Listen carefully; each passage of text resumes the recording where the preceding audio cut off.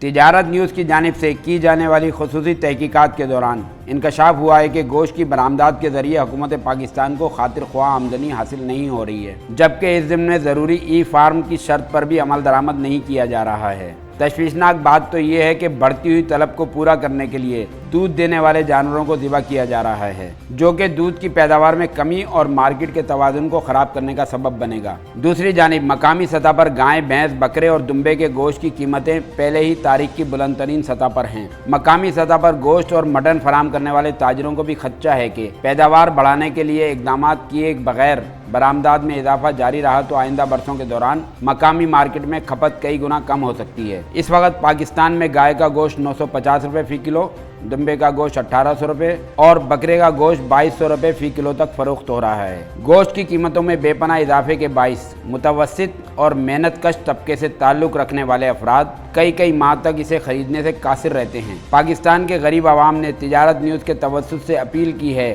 کہ حکومت پاکستان کی جانب سے اس معاملے پر ہنگامی بنیادوں پر اقدامات کرتے ہوئے پاکستان سے گوشت کی برآمدات کو فوری بند کیا جائے، تاکہ کئی ماہ سے گوشت کھانے کے لیے ترسنے والے کروڑوں پاکستانیوں کو سستے گوشت کی فراہمی ممکن ہو سکے۔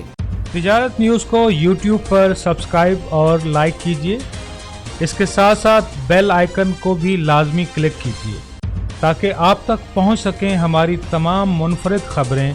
جو آپ دیکھنا چاہتے ہیں۔